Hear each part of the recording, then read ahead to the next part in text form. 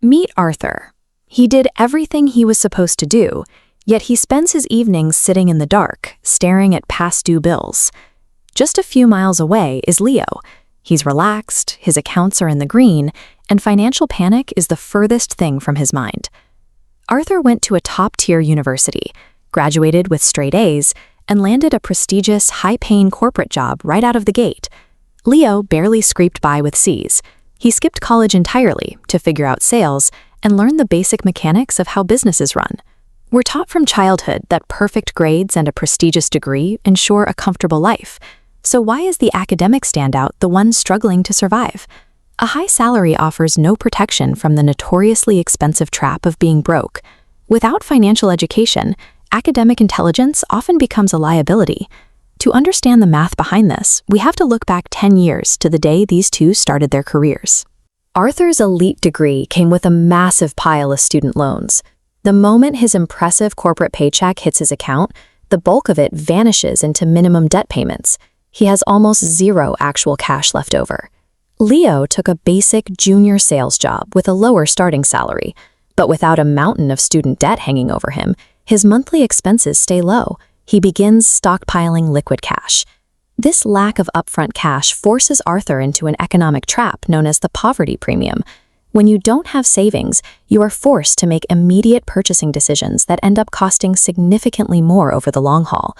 This chart tracks work shoes over 5 years. Arthur buys cheap $50 shoes, replacing them every 6 months, totaling $500. Leo buys $250 boots that last all 5 years, spending half as much for a better product. Arthur is penalized financially simply because he lacks the upfront capital. He is caught in a loop where he is literally too broke to buy cheap. That penalty extends far past the clothes in their closets. It applies to almost every unavoidable aspect of daily life. Needing to commute but lacking a down payment, Arthur finances a car at a steep interest rate. He's paying a hefty premium every month just to access transportation. He also buys his groceries week to week at standard retail prices. He simply doesn't have the spare cash to stock up on household staples when they go on sale. Leo leverages his cash reserves. He buys his groceries in bulk for steep discounts, and he purchases a reliable used vehicle outright, avoiding the burden of monthly auto interest. If we look at this flow diagram tracking their incoming pay, Arthur's larger starting salary gets aggressively sliced down. Between the high-interest debt and the premium pricing on everyday goods, the actual net cash Arthur gets to keep shrinks to a fraction of Leo's. Month by month, these tiny financial disadvantages quietly compound. Over a decade, that high corporate salary becomes an illusion, punishing those trapped living paycheck to paycheck.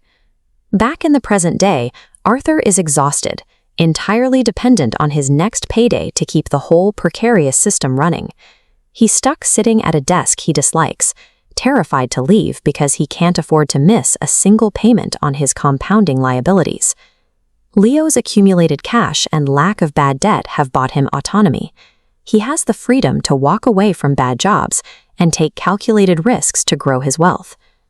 To escape the poverty premium, prioritize building an emergency cash reserve.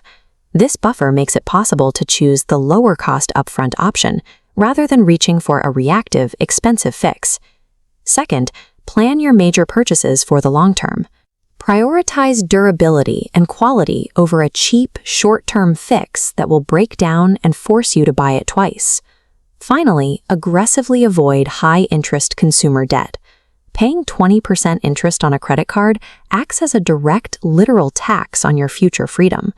Wealth is not a byproduct of raw intellect or academic pedigree. It is a reflection of mastering basic, real-world financial habits.